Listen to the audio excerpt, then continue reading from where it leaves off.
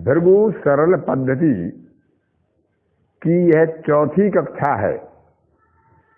3 नियम पहले बताए जा चुके हैं। यह चौथा नियम है कि शनि जहां स्थित होता है उससे द्वितीय भाव के किसी कारकत्व को वह प्रभावित करता है, विशेष रूप से प्रभावित करता है। या तो उसकी हानि करता है, या उसके सुख को प्रतिबंधित करता है, अथवा उसके सुख में किसी प्रकार से कमी करता है। अतः जातक को चाहिए कि शनि से द्वितीय भाव में जो कारकत्व आते हैं उन कारकत्व से संबंधित किसी प्रकार की कोई गलती या भूल कर भी ना करे। क्योंकि यदि उस भाव से संबंधित, उस भाव के कारकत्व से संबंधित, उस भाव में बैठे हुए ग्रह के कारकत्व से संबंधित कोई भूल या गलती हुई तो शनि के द्वारा उसका दंड दिया जाना निश्चित है। इसको हम उदाहरण के रूप में देख सकते हैं। जैसे भगवान राम की जन्म कुंडली में चतुर्थ भाव में शनि है। चतुर्थ भाव से द्वितीय भाव होता है पंचम भाव, जो प्रेम का है, स्नेह का है, पुत्र का है, विद्या का है।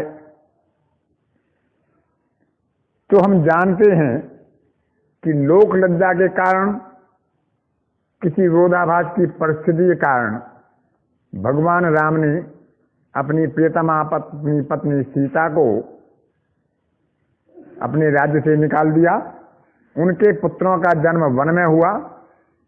उनके पुत्रों को अपने पिता का नाम तक ज्ञात नहीं था, और युद्ध के समय जब अश्वमेध यज्ञ हो रहा था तो उनके ही पुत्र युद्ध करने के लिए अपने पिता के सामने खड़े हो गए थे। इसी प्रकार हम दूसरा उदाहरण देखते हैं। श्रीमती इंदिरा गांधी की कुंडली में उनकी लग्न में शनि है। लग्न से दूसरा भाव मंगल का है, जहां मंगल विराजमान है, और वह सूर्य का भाव है। सूर्य पंचम में है, स्थान परिवर्तन किए हैं। मंगल स्वयं पंचमेश होकर कुटुंब स्थान में बैठे हैं। भ्रातृकारक मंगल है, मंगल पर प्रभाव हुआ शनि का, भ्रातृहानि हुई, भाई के सुख में कमी रही। क्योंकि मंगल पंचमेश होकर कुटुंब स्थान में बैठा है, तो परंपरा से हटकर पिता की अनिच्छा के कारण प्रेम विवाह किया। अनिच्छा के बावजूद फिर भी दाम्पत्य सुख प्रभावित हुआ, कुटुंब सुख प्रभावित हुआ, और कुटुंब का अच्छा सुख नहीं मिला। अपने सामने एक पुत्र की हानि हुई, क्योंकि पंचमेश मंगल द्वितीय स्थान में है शनि से।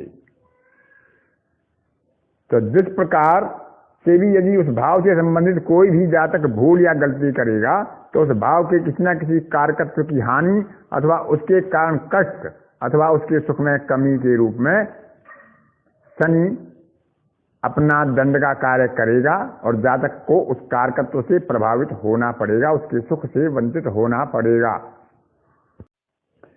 कुछ ज्योतिषकार या कुछ शिक्षार्थी महोदय कह सकते हैं कि हर किसी की कुंडली में ऐसा नहीं होता।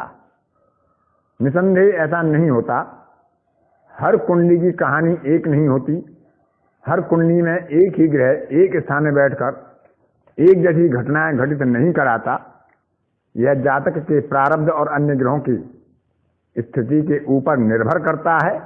यहाँ एक ज्योतिषी को अपने विवेक और अपनी बुद्धि का समुचित प्रयोग करना चाहिए, क्योंकि यदि जातक उस भाव से संबंधित कोई भूल या गलती करेगा तो उसे उस भाव संबंधी कारकत्व की हानि का खामियाजा उठाना पड़ेगा।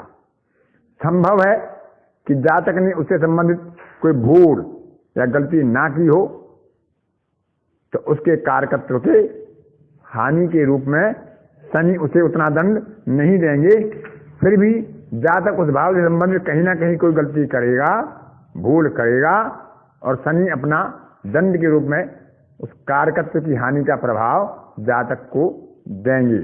इसलिए हमें ध्यान रखना चाहिए कि जो शनि से दूसरा भाव है वह भी उसके दंड क्षेत्र में आता है, उसके न्याय क्षेत्र में आता है, और उसके कारकत्व संबंधी शनि के द्वारा हानि या सुख में कमी हो सकती है। इसलिए उस भाव से संबंधित हम किसी प्रकार की कोई भूल ना करें, जातक उससे संबंधित कोई भूल ना करें। धन्यवाद।